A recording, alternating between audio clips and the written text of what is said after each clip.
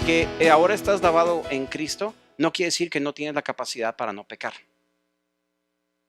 Quiere decir que ya no disfrutas pecar. Te sientes mal cuando pecas. El Espíritu Santo está en ti y te sientes miserable cuando pecas. Pero Pablo te llama santo. En las cartas, por todas partes. Estas hasta se los puedo mostrar. Y dice en Romanos 12:13, no los busquen porque tengo 20 versos para decirles. Uno de ellos, compartiendo las necesidades de los santos, practicando la hospitalidad. Romanos 15:25, mas ahora voy a Jerusalén a ministrar a los santos. No dice a los pecadores de Jerusalén, a los pecadores salvos por gracia. No, dice a los santos. 1 Corintios 3:17, si alguno destruyera el templo de Dios, Dios le destruirá a él, porque el templo de Dios es santo, el cual sois vosotros. Dice, ¿no sabéis que los santos han de juzgar al mundo? Y si el mundo ha de ser juzgado por vosotros, ¿sois indignos de juzgar las cosas pequeñas? 1 Corintios 16:1, en cuanto a la ofrenda para los santos, haced vosotros también de la manera que ordené las iglesias en Galacia. 1 Corintios 16:15, hermanos, ya sabéis que la familia de Estefanas es las primicias de Acaya y que ellos han dedicado al servicio de los santos. Pablo, apóstol de Jesucristo, 2 Corintios, por la voluntad de Dios, y el hermano Timoteo, a la iglesia de Dios que está en Corinto con todos los santos que están en Acaya. 2 Corintios 9:12, y tengo aquí un resto como 1, 2, 3, 4, 5, 6, 7, 8, 9, 10, Filipenses, Efesios, Colosenses, Timoteo, Segunda de Pedro, Apocalipsis. Tengo como cerca de 20 versos más donde Pablo nos dice que somos los santos. ¿Qué hubo?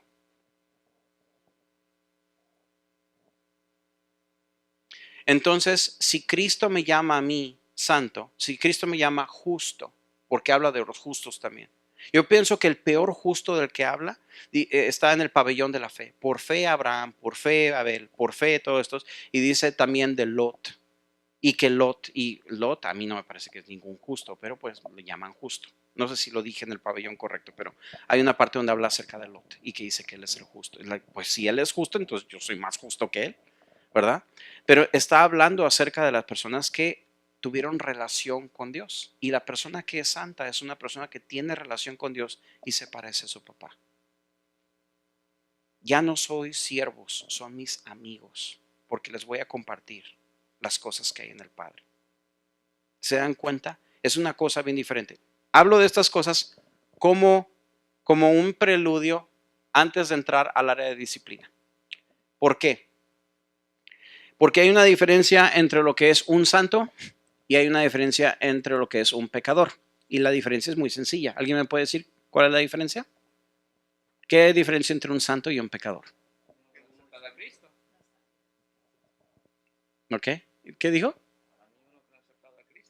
Uno que no ha aceptado a Cristo, uno que la sangre de Cristo es una diferencia, uno que es santo. Sí, quiero que sean un poquito más planos y llanos en su contestación. No usen cristianes en términos mundanos o en términos simples terrenos. Exactamente, así de simple. It doesn't get any harder than that. Es así de simple como el hermano Domínguez lo está diciendo. Uno es santo y el otro es pecador. Déjame decirlo en términos bíblicos. La Biblia dice que uno practica el pecado y el otro practica la santidad. La practica la santidad quiere decir que tiene relación con Dios.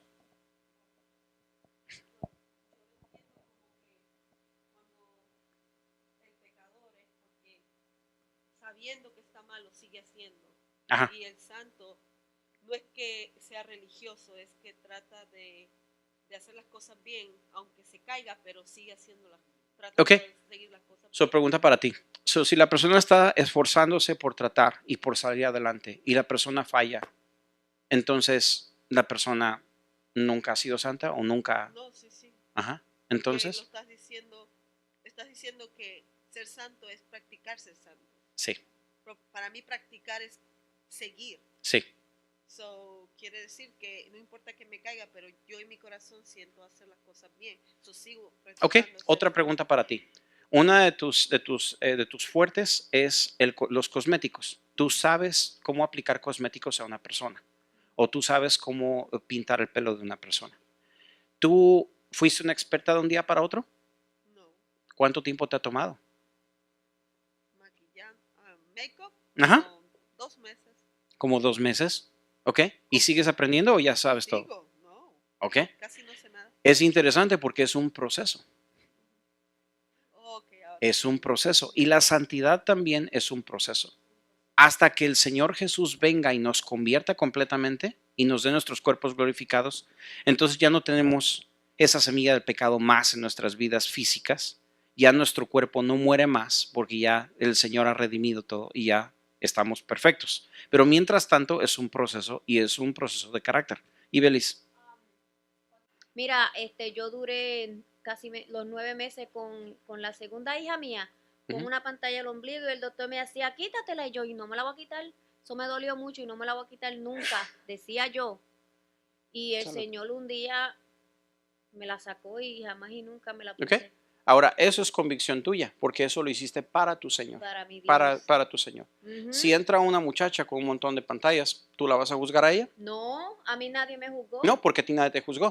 Exactamente. Y tiene que ser una convicción de dentro del corazón. Es un proceso, Dios Y es poco un a proceso. poco fue como moldeándome. Primero fue la de la lengua, nunca se me había caído en la vida. Y cuando entré en la iglesia, se me cayó.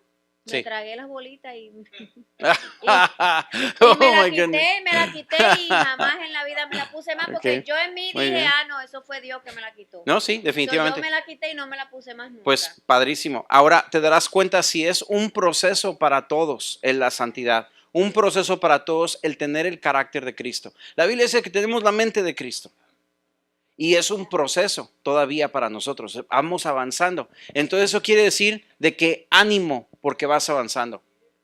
Aquí está sentado el hermano San Juan. Pues sí, él es santo también junto con nosotros. La hermana Santa Kelly, ahí está. Ahí está el hermano Santa Claus, no es cierto. No es cierto, Santiago. Eso. Entonces, la Biblia habla de que nosotros, no está diciendo que nos pone el apodo de santos, está diciendo que eso es lo que somos. Lo leo otra vez. Mirad cuán amor nos ha otorgado el Padre que seamos llamados hijos de Dios y eso somos. O sea, lo está estipulando bien claro Juan y dice, eso somos. Somos santos para Cristo.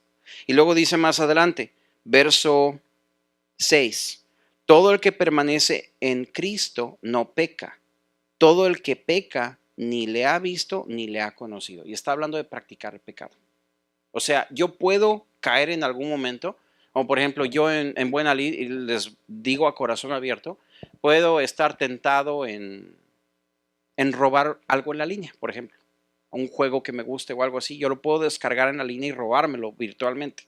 Porque hay una línea gris, yo no sé si se puede o no se puede, pero yo estoy buscando el bordecito de hasta dónde puedo yo cumplir con la regla cristiana y que, ok, Dios me perdona este pecadito. O sea, estás entrenando tu corazón a injusticia. Esa es la palabra. Entreno mi corazón a injusticia, entonces eventualmente me va a ir mal. Pero si yo guardo mi corazón y yo digo, esto no está bien, mejor no lo voy a hacer. Entonces, yo sé que me va a hacer pasar un buen rato por ahorita, pero mejor no lo voy a hacer. Y eso estábamos discutiendo en la mesa hace ratito. Estábamos pensando, pues a lo mejor podemos hacer esto. No lo vamos a hacer porque no vale la pena. Entrenar nuestro corazón de injusticia no vale la pena. ¿Por qué? Porque, ¿cómo sabes tú que de repente tú dices una mentirijilla por ahí y sabes que es malo, pero te la perdonas? O que tú haces una cosa por ahí que está chueca y te la perdonas por ahorita. O eres tranza en alguna cosa. Ok. Yo no creo que van a venir los demonios y te van a jalar al infierno y no, y ya se acabó la película. Pero si tú te acostumbras a hacer eso, entonces te vuelves un experto en ese pecado. Entonces sí, estás llamando moscas a que se te paren en el plato. Es en las costumbres, en la práctica. Por eso es que el que practica el pecado no es de Dios. O sea, no ha visto a Dios correctamente. Porque una vez que lo ves y experimentas a Dios, te enamoras de Él. Ya no quieres ser así. Y no es porque nadie te lo imponga, porque ninguna iglesia te lo imponga. Si Dios no lo quiera, nos prohibieran reunirnos como iglesia, entonces estás por tu parte. Y tú tienes que mostrar el carácter de Cristo allá afuera en la sociedad en donde estés. ¿Cómo crees que lo han hecho en China? O en lugares donde la iglesia no se puede reunir, o se reúnen debajo de la tierra, o encuentran alguna manera de salir adelante. Pero siguen siendo la iglesia de Cristo. Y sus caracteres son diferentes por la acción de Cristo en sus vidas, porque tienen relación con Cristo. Entonces dice verso 6, todo el que permanece en él no peca. Todo el que peca ni le ha visto ni le ha conocido. Hijos míos, que nadie os engañe. El que practica la justicia es justo, así como Cristo es justo. ¿Te das cuenta? Te pareces a Jesús. Y si Él es justo, tú eres justo. Él te llama justo porque Él te ha puesto su justicia. Pero no es nada más en que Él venga y te ponga su nombre o que te ponga su carácter encima de ti. Es de que ese carácter se te pasa. Esa justicia se te pasa y tú empiezas a hacer buenas obras. Ya no porque estás ganando puntos, pero estás haciendo buenas obras porque te nace, porque estás agradecido. Porque Cristo vive en ti. Guardas tu carácter. No lastimas. Ves las fallas de tu propio carácter, las vas componiendo, porque Cristo vive en ti. Te esfuerzas, aunque sea un esfuerzo pequeñito, pero Dios te echa porras. Le dice, qué bueno que estás haciendo eso. Entonces dice más adelante, esto está más padre. Dice, el que practica el pecado es del diablo, verso 8, porque el diablo ha pecado desde el principio.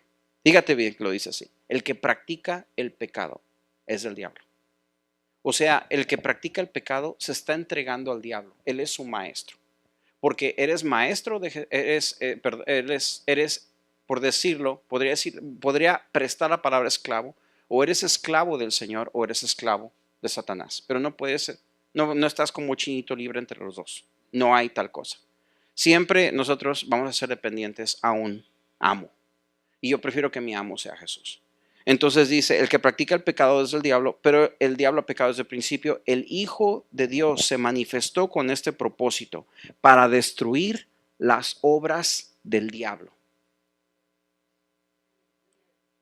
Ninguno que es nacido de Dios practica el pecado, porque la simiente de Dios permanece en él y no puede pecar, porque es nacido de Dios. ¿Cómo la ves? Ese es el estándar de la Escritura, amados.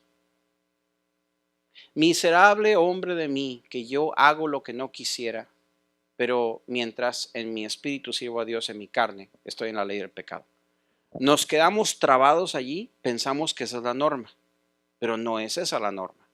Porque la ley del espíritu de vida de Jesucristo me hace libre del pecado. Eso quiere decir que yo puedo vivir una vida capaz de no pecar. ¿Cómo la ven? Y no se trata de ser un santurrón, no se trata de aparentar, se trata solo de tener una relación. Si Dios vive en ti, tienes esa relación viva, normalmente tú vives diferente. Normalmente te sale de tus poros, lo sudas. Ok, so ya lo entendieron porque ya lo estoy mirando que está en medio. Ok, so ya entendieron esa parte. Voy a brincar ahora a la parte espeluznante.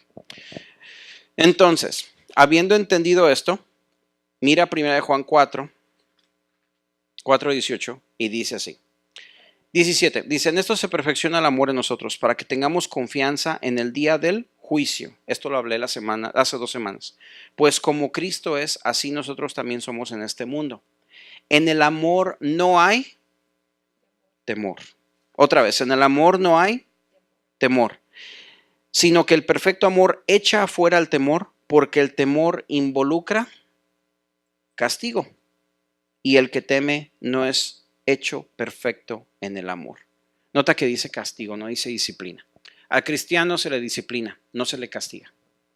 Castigo, estamos hablando de una persona que va al castigo eterno o una persona que va a pagar por sus fechorías.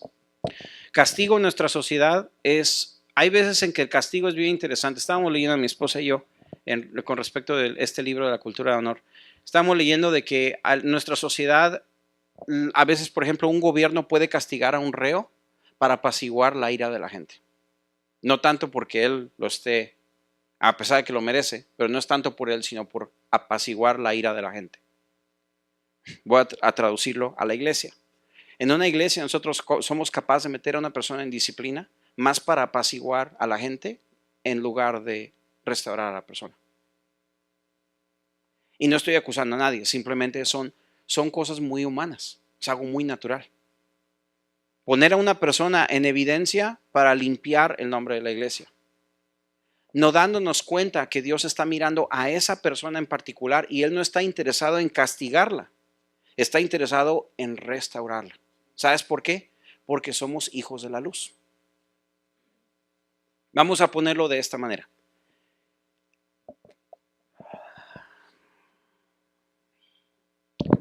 Aquí sí van a venir conmigo. Vamos a 1 Corintios capítulo 5, verso 1. 1 Corintios capítulo 5, verso 1. Ahora ustedes y yo vamos a actuar como los ancianos de la iglesia. ¿Qué les parece?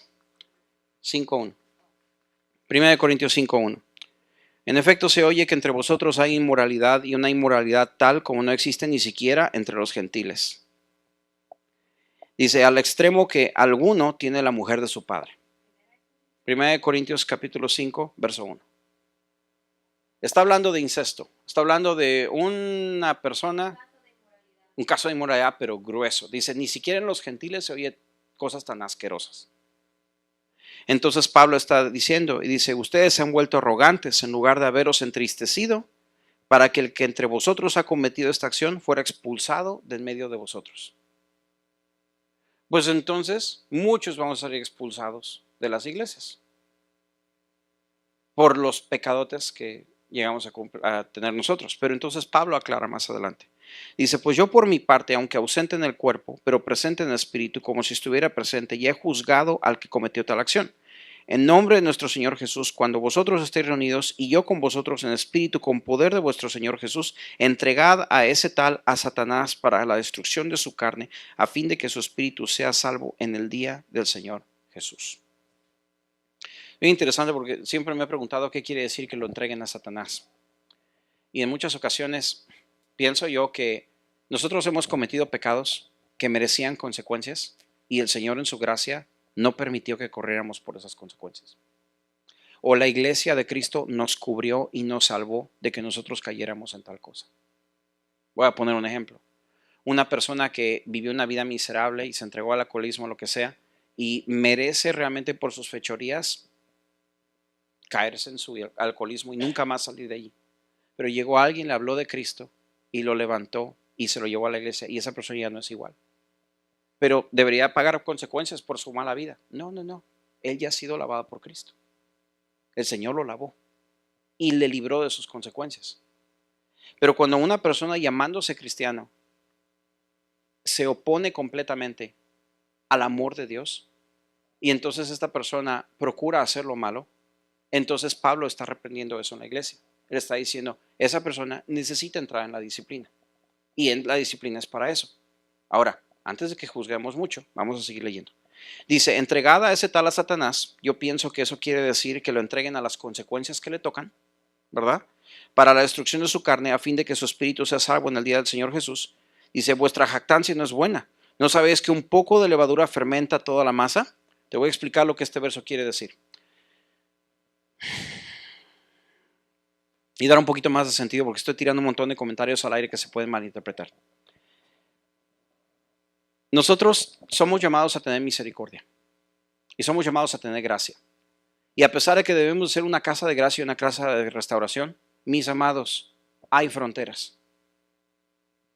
No porque vivo en la gracia voy a vivir como yo quiera. Y no porque vivo en la gracia voy a vivir la vida que yo quiera y nadie me puede tocar porque ya estoy en la gracia. Eso no trabaja así. Al contrario, la gracia de Dios te hace vivir más poderosamente que el que está bajo las reglas. Que el que está bajo las reglas no entiende por qué lo está haciendo. Solamente está siguiendo reglas. Pero como tú vives bajo la gracia de Cristo, tú estás viviendo con todo el corazón porque amas a Cristo y porque Él viene. Y sabes que lo vas a ver. Entonces es por amor. Es completamente diferente. Entonces, nosotros a veces usamos una misericordia mala en el sentido de que, ay, mira, ya pecó o ya está cometiendo algo malo. Yo no le voy a hacer nada. Yo no lo voy a confrontar, lo voy a dejar en paz. Siento que la misma Biblia dice que nosotros nos exhortemos con amor, no a lo bravo, pero nos exhortemos con amor. Nos llamemos la atención los unos a los otros mientras que el Señor venga, para que podamos crecer juntos. O sea, yo veo algo chueco en alguna persona, lo voy a enfrentar con amor. Le voy a decir, ¿sabes qué? Ven conmigo, vamos a tomarnos un café o vamos a platicar. ¿Sabes qué? ¿Sabes que esto lo que estás haciendo está mal? y me ha tocado hacer eso. ¿Sabes que lo que estás haciendo está mal? ¿Por qué no lo hacemos mejor? Mira, te voy a enseñar, la palabra de Dios dice, y como tu hermano, porque te quiero, porque me importas, porque quiero que me dures, porque quiero que llegues al galardón, te explico, esto que estás haciendo no está bien.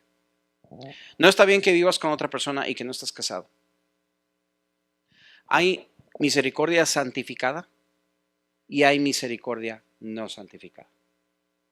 Misericordia no santificada, ay, síguele en tu pecado, al fin que Dios te va a perdonar. Like, no.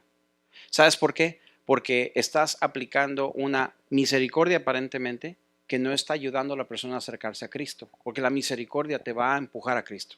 Inclusive hay dos tristezas, la tristeza del mundo que mata, que lleva a Judas a ahorcarse, y la tristeza del Espíritu Santo, que lleva a Pedro a arrepentirse por haber negado a Cristo. De la misma manera hay misericordia santificada y misericordia no santificada. En la misericordia santificada tú vas a hablarle a una persona y le vas a hablar en el nombre del Señor para que camine recta, porque la amas. Si tú no vienes y traes, a veces la disciplina del Señor se manifiesta en tu propia boca, solamente con decirles, está mal tu estilo de vida, no lo hagas así. Está mal que hagas tal cosa. No lo digo porque, ay, voy a limpiar el nombre de la iglesia. No, es por ti, porque te quiero, te aprecio. No quiero que te pase nada, porque tú eres mi hermanita, mi hermanito. Por favor, recibe la corrección. Recibe la amonestación. Y por favor, hazlo en secreto, que nadie se entere. Y hazlo bien, correctamente. Pero amonesta a tu hermano en amor. A veces hasta van a salir malos entendidos. No, es que yo no hice eso. Tal vez lo viste mal. Ah, yo pensé que lo habías hecho. Ah, bueno, entonces no hay problema. No hay problema, no hay problema. Ok, y ya, besito y ya, se acabó el problema. Pero si el Señor realmente te deja ver algo que está mal, entonces en todo amor, ve y dilo, ¿sabe qué, hermano? Esto no está bien. Y hablando se entiende la gente. O sea, debe de haber ese permiso, debe de haber ese ambiente en la iglesia donde no nos tengamos miedo y podamos nosotros reparar nuestras faltas, porque queremos todos entrar como cuerpo. Si yo dejo que mis niñas vivan como lo que ellas quieran sin aplicarle ninguna disciplina, no las quiero. Pero como yo las amo, yo quiero que todas entremos al cielo. Todos entremos al cielo. Yo quiero que todas mis niñas vayan conmigo, que entremos al avivamiento de Dios, que podamos hacer las cosas y para eso necesitan disciplina. Necesitan disciplina de papá, una disciplina con amor, una disciplina que vamos a caminar todos juntos y también yo soy disciplinado por ellas. Ellas me han regañado varias veces, en amor. Y tienes que aprender a respetar a tus mayores, pero sí me puedes decir cuando yo hago algo mal. Papi, dijiste que tú lavas siempre los trastes, pero yo te vi que tú no lavas los trastes siempre. Ok, tienes razón, hija, lo siento mucho. Sí, es cierto, mío pecador. Entonces sí, entiendo yo y pues recibo la corrección. Entonces eso es misericordia santificada. Misericordia no santificada. Un asesino entra y ha matado a quién sabe cuánta gente. Ay, no te preocupes, solamente mata a menos personas la siguiente semana. No hay ningún problema. Eso es misericordia no santificada. Estás causando daño a toda la gente. ¿Qué tal si tú eres el siguiente? Y esta es la tesis de todo lo que está diciendo el apóstol Pablo. ¿No sabéis que un poco de levadura fermenta toda la masa?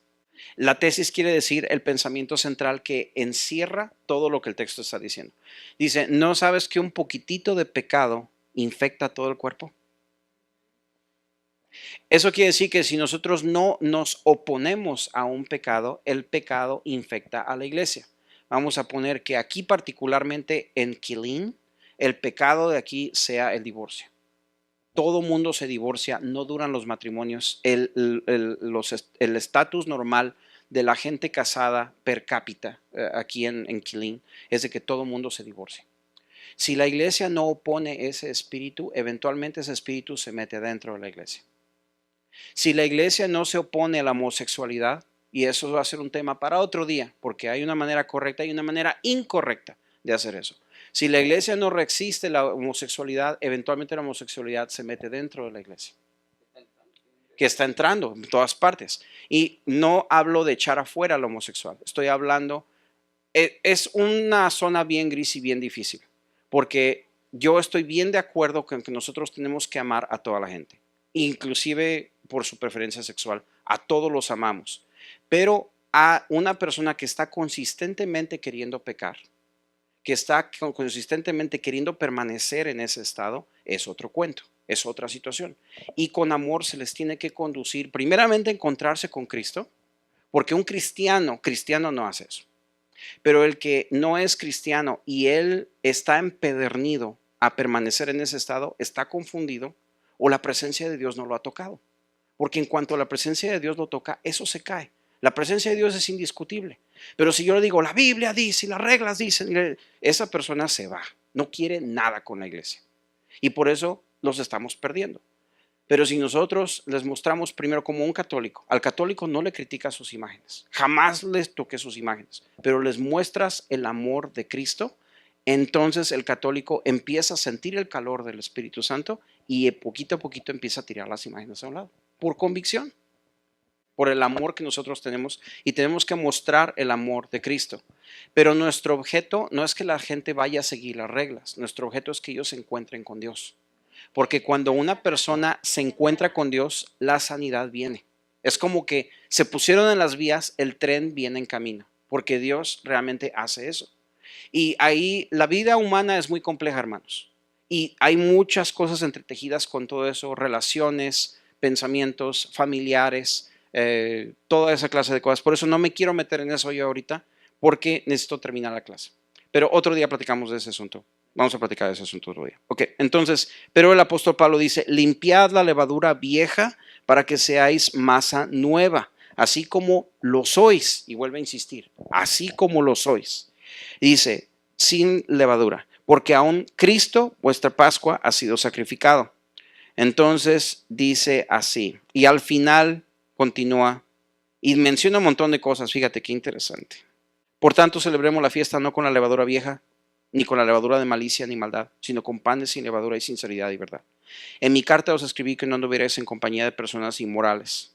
No me refería a la gente inmoral del mundo, a los avaros, estafadores o a los idólatras, porque entonces tienen que salirse del mundo, porque todo el mundo es así. Dice, sino que en efecto os escribí que no andéis en compañía de ninguno, que llamándose cristiano o llamándose mi hermano, es una persona inmoral, o es avaro, idólatra, difamador, borracho, estafador, con ese mejor ni coman. Y básicamente lo que está tratando de ilustrar aquí Pablo es de que nosotros no aprobemos lo que están haciendo, porque es misericordia no santificada. No los estamos empujando a que se encuentren con Dios. O algún día el Señor te va a tocar, pero yo no te voy a decir nada. No, no está bien. O sea, nosotros los amamos, oramos por ellos y si nos toca confrontarlos, los confrontamos, pero con amor. El problema es de que nosotros venimos siempre con nuestra cara religiosa y con nuestras reglas y se las estrellamos a la gente en lugar de mostrarles el amor de Dios y decirles, ¿sabes qué? Dios no te quiere así. Estoy seguro que no te quiere así, pero yo no te voy a empujar porque tiene que ser tu decisión. Solamente te digo, ama a Cristo. Yo te voy a enseñar cómo Él es. ¿Me ves a mí? ¿Ves cómo yo te amo? Así es Jesús. Y los desarmas. Anyway, entonces, ¿por qué de juzgar yo a los de afuera? ¿No juzgáis vosotros a los que están adentro de la iglesia? Pero Dios juzga a los que están afuera. Expulsad entre vosotros a ese malvado. Así lo dice Pablo. Y si ahí nos quedamos, qué duro es esto. Porque entonces tendríamos que expulsar a tanta gente. Pero entonces, aquí vamos a ver el corazón de lo que Dios quiere hacer con cada persona. Y yo creo que aquí yo voy a terminar y les voy a dar la segunda parte después. Entonces, dice, vamos a ir a 2 de Corintios, la segunda carta, después de que ya trataron con este hombre, vamos a ir a la segunda carta, 2 de Corintios capítulo 2. 2 de Corintios capítulo 2, dense cuenta que Pablo puso como apóstol, como un culturizador, como el que está enseñando a Corintios a vivir, está diciendo, esto no se hace, apliquen disciplina. No aprueben su manera de ser, apliquen disciplina. Entonces dice en 2 de Corintios capítulo 2, verso 1. Pero en mí mismo decidí esto, no ir otra vez a vosotros triste. Porque si yo os causo tristeza, ¿quién será el que me alegre sino aquel a quien yo entristecí? Está hablando de la reprensión que acaba de hacer en la primera carta. ¿Saben a quién se está refiriendo? Se está refiriendo a la persona que cometió incesto. Está hablando de aquel que pecó y entró en disciplina porque Pablo dijo que tiene que entrar en disciplina. Entonces dice ahí, Y esto mismo os escribí, para que cuando yo llegue no tenga tristeza de parte de los que debieran alegrarme, confiando en todos vosotros que mi gozo sea el mismo de todos vosotros. Fíjense bien, verso 4. Pues por la mucha aflicción y angustia de corazón os escribí con muchas lágrimas, no para entristeceros, sino para que conozcáis el amor que tengo especialmente por vosotros. Cuando yo soy bien pronto a juzgar a alguien y yo no derramo lágrimas por esa persona, por lo que le está pasando, dudo mucho que estoy haciendo las cosas por amor. Porque cuando uno tiene que poner a alguien en disciplina en una iglesia, le duele, le parte a uno el alma. Porque uno ama a esa persona. Y dice, pero si alguno ha causado tristeza, no me la ha causado a mí, sino hasta cierto punto, para no exagerar, a todos vosotros les causó tristeza también. Y es suficiente para tal persona este castigo que le fue impuesto por la mayoría de ustedes. Así que por el contrario, vosotros más bien perdónenlo y consuélenlo. No sea que en alguna manera sea abrumado por tanta tristeza, por lo cual os ruego que reafirméis vuestro amor hacia él. Pues también con este fin os escribí, para poneros a prueba y ver si sois obedientes en todo. Pero quien perdonéis algo, yo también lo perdono, porque en verdad lo que yo he perdonado, si algo he perdonado, lo hice por vosotros en presencia de Cristo, para que, y esta es la tesis del capítulo, para que Satanás no tome ventaja sobre nosotros, pues no ignoramos sus maquinaciones. La maquinación del diablo desde el principio era matar a uno de los nuestros. Y hay veces en que aísla tanto a una persona que uno no puede ver. Cuando pasa de la exhortación y el hermano no responde y está cegado por el diablo, entonces hay veces en que Dios tiene que tener tratos con esa persona para que entienda. A todos nos ha tocado probablemente. Pero entonces Pablo dice, no lo abandonen, no le den la última patada para que se vaya de la iglesia. Tráiganlo de regreso a la comunión para que haya ese contraste entre lo que experimentó de la dureza de sus consecuencias y que experimente lo bello de la grey del Señor. Porque no ignoramos que el diablo está detrás de nosotros para destruirnos. Y si lo perdemos a él, es pérdida nuestra.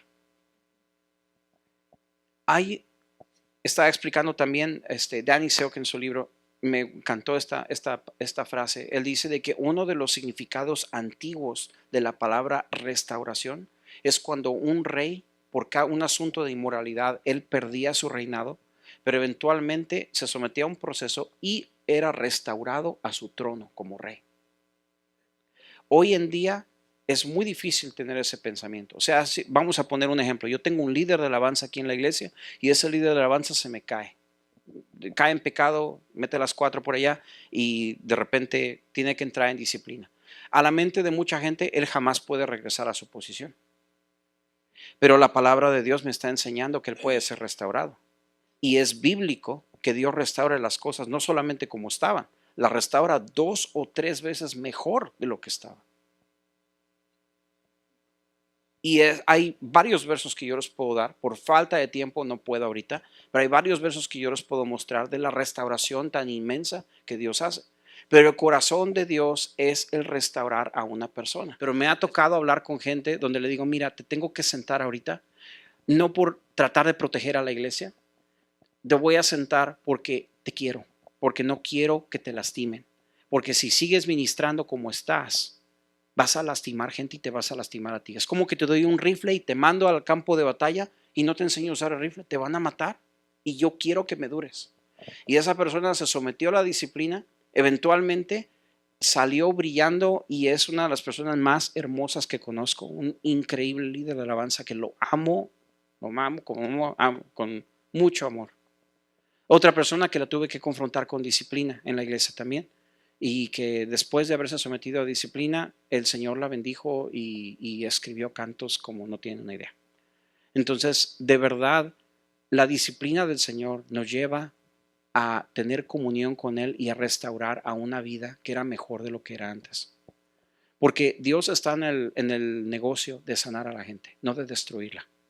Entonces, dentro de la cultura de honor, eso debe de ser. Y yo creo que sí voy a llegar al final.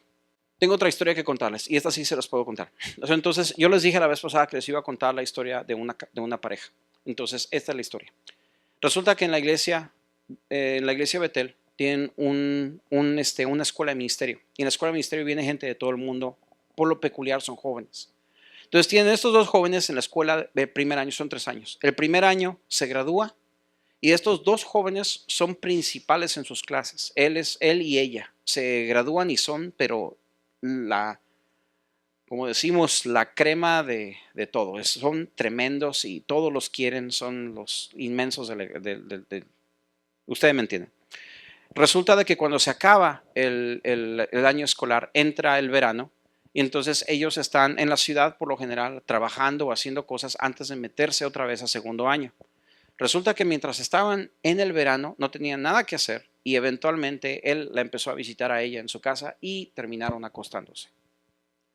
Empezando el segundo año, el líder de jóvenes, que era el director de la escuela en aquel tiempo, o uno de los directores, se acerca con Danny Silk y le dice, tengo un gran problema. Danny Silk es uno de los pastores de nosotros allá.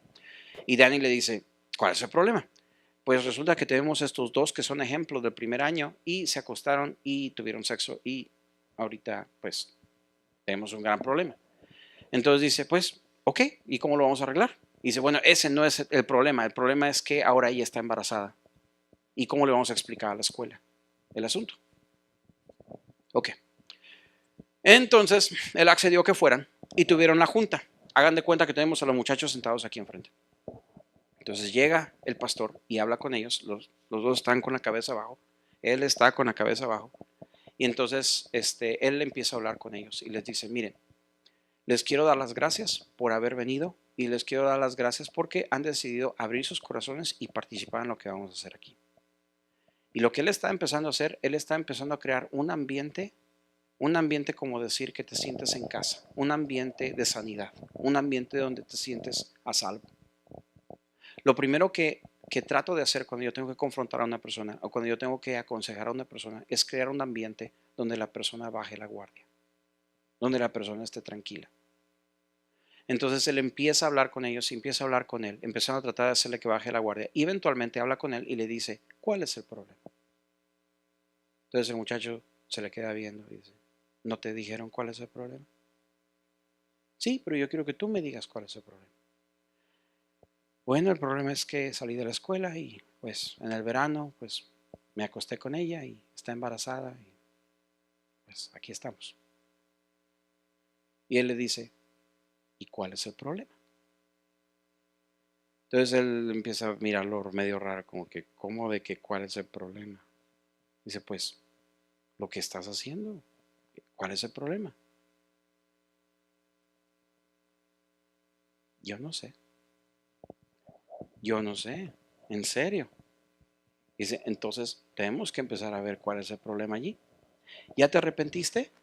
Sí, ya me arrepentí. Pues con su cara triste, ¿no? Dice, ok. ¿Y de qué te arrepentiste? No sé. Ok, entonces no sabe de qué se arrepintió. Y por lo general, cuando nosotros aplicamos un momento tan difícil y tan tenso como un momento de disciplina, la gente ni sabe porque ellos saben que violaron una regla. Es como cuando yo hablo con la pequeñita, con una pequeñita o con un pequeñito, y ¿sabes de lo que hiciste está mal? Ok, entonces tienes que ir y pedirle perdón a esa, perdón. Ok, ¿sabes de qué le vas a pedir perdón? No sé. Ok, pues no entiende. Entonces hay que hacerlo reaccionar y hacerlo ver. Es que estuvo mal lo que hiciste. Y entonces Danny Silk le pregunta a este muchacho, dice, ¿que no sabías que estaba mal? ¿No sabías que era una mala idea lo que estabas haciendo? Y eventualmente ya él empezando a hablar, empezó a abrir su corazón y empezó, sí estuvo mal lo que yo estaba haciendo, dice, pero cada vez que yo la iba a visitar a ella, ella me gritaba. Y cada vez que yo me quería salir de la casa, ella me gritaba y me decía de cosas. Y yo por pasarme tranquila, porque ya dejé de gritar, yo me quedaba. Y eventualmente eso dirigió a eso. Y dice, interesante. Eso quiere decir que una persona que te gobierna a gritos, ¿tú le vas a ceder lo que está pidiendo? Pues es que desde mi papá siempre ha sido así. Entonces ahí tenemos un problema. si Dios te hace libre de ese problema ahora, ¿tú crees que valió la pena que hayas venido a esta junta? Sí, sí, definitivamente. ¿Puedes ver dónde está el problema? Sí, puedo ver dónde está el problema. Y eventualmente hicieron lo mismo con la muchacha, nada más que la muchacha sí traía las 20 uñas afuera. Y les costó más trabajo, pero eventualmente ella tenía un problema de decepción, donde la habían decepcionado desde muy pequeña, ha tenido muchos problemas y ella estaba acaparando al muchacho. Y eventualmente una perfecta tormenta y ellos cayeron así. Créanme que las historias son millares allá afuera. Pero todo es porque no hay cultura en la vida, no hay cultura en la iglesia, no hay cultura en el corazón. La santidad es con reglas y no con la presencia. Entonces nosotros queremos desarrollar una cultura con la presencia. Y cuando hayan errores y problemas así, Dios no está asustado del pecado de nadie. Una persona que es cristiana y va y se acuesta con otra persona que no es su esposa, créeme que Dios no se fue y lo dejó ahí solo. Tú le pisas a 50 en una carretera que es de 30, del ángel no se bajó. Yo creo que el ángel le puso turbo y se fue contigo en la carro. Dios no se separa de ti porque Él nunca te va a dejar. Pero el chiste es de que Él ha estado allí triste, tal vez llorando porque te está mirando pecar, pero Él está allí esperando que tú regreses. Entonces empezaron a mostrarle a estos dos muchachos, tú eres hijo de Dios, tú eres hija de Dios. No te veas como menos que eso. Y si tú eres hijo de Dios, eres hija de Dios, ok, entonces ahora sabes de qué te vas a arrepentir.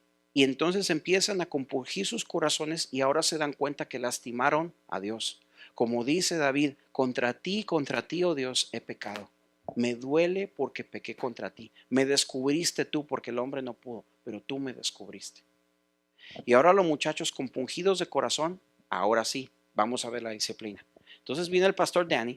Estoy masticando esta historia mal porque me hubiera gustado leérselas, pero se las estoy parafraseando a mi manera. Yo sé que le estoy quitando y poniendo algunas cosas, pero esencialmente la historia es así. Pero eventualmente el pastor Danny le dice a los muchachos, dice, ok, entonces con este pecado que ustedes cometieron, hagan de cuenta que agarraron una pintura, una cubeta de pintura y se la regaron a la gente, así. ¿Cuántas personas ustedes creen que salpicaron con esa pintura? Y empezaron, llore y llore y llore. Mis papás, mis pastores que nos están me enviando ofrendas para que podamos vivir, mis amados de la iglesia tal y todo esto. ¿Cuánto tiempo necesitan? Danos 2 semanas, nada más para poder comunicarnos con ellos y decirles que por favor nos perdonen. Y empezaron a mandar cartas y todo eso. Bueno, entonces dice, ok, ahora no hemos hablado de la iglesia local, pero de aquí de nuestra iglesia, de la escuela, ¿a cuántos crees que salpicaron con la cubeta, con la pintura? No, pues a toda la clase de primer año. No, pues también a la clase de segundo año porque se van a enterar. No, pues a los pastores también. Entonces ellos dijeron, bueno, ¿y qué es lo que ustedes quieren hacer? ¿Sabes por qué? Porque, entre paréntesis, en mi casa tenemos una regla. La riegas, you're okay. You're in a safe place. La riegas, estás en un lugar a salvo. Pero tienes que saber cómo limpiar lo que regaste. Y si tú eres hijo de Dios, te vamos a tratar como hijo de Dios. No eres pecador, no eres pecadora, eres hija de Dios, eres hijo de Dios, eso somos. Por lo tanto, como tal te tengo que tratar. La regaste, ¿cómo lo vas a arreglar? Y te quiero ayudar para que lo arregles. Esto fue lo que hicieron. Dieron sus cartas y todo lo demás, pasaron las 2 semanas. Cuando iniciaron las clases, fueron a la clase de segundo año.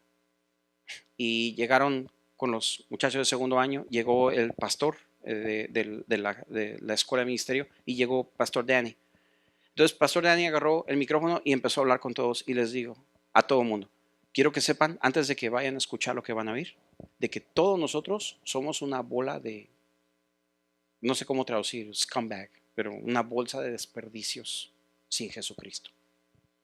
Por lo tanto, antes de que me juzguen a los que van a hablar ahorita, algo tienen que decirles, tienen que hablar conmigo primero. Entonces se paran los 2 muchachos allí y empiezan a decir, pues resulta que en el verano hicimos tal cosa y la regamos. Queremos pedirles perdón a todos por lo que hicimos. Los amamos, por favor, perdónenos. Y empiezan los estudiantes a llorar. y se acercan a ellos y los empiezan a orar, los empiezan a bendecir. Entonces, en medio de ese momento emotivo, llega uno de los hermanos y dice, la clase de primer año está lista. ¿Quieren hacer esto? Sí, vamos de una vez. Y agarran con los muchachitos y se lo llevan a la clase de primer año. Llegan a la clase de primer año y salen todos los estudiantes de segundo año y se ponen en todas las paredes de la clase, como si fueran ángeles. Y los dos muchachos enfrente, ellos empiezan a decir, nos sentimos mucho, la regamos. Y toda la lloradera en el cuarto, se empezaron a acercar todos los estudiantes y empezaron a orar por ellos. Empezaron a profetizar sobre ellos, a decirles que Dios los ama, que Dios los perdona, que Dios los bendice. Eventualmente salieron de esto y la muchacha tuvo el bebé y el bebé nació con problemas. Y nació con problemas de muerte. El niño se estaba muriendo. Entonces, estando, el hospital queda muy lejos de allá de Redding. Se fueron, no sé si a San Francisco o Sacramento, pero estaban por allá lejos. Y entonces ellos mandaban constantes transmisiones de cómo le iba al bebé. Y eventualmente ellos oraban por el bebé. Y se acordó el pastor Danny. Y se acordó de que ellos cancelaron la maldición sobre ellos dos. Cancelaron la maldición de lo que habían hecho. Y ellos podían orar por la sanidad de ese bebé. Eventualmente Dios sanó al bebé y hasta la fecha es una niña muy hermosa.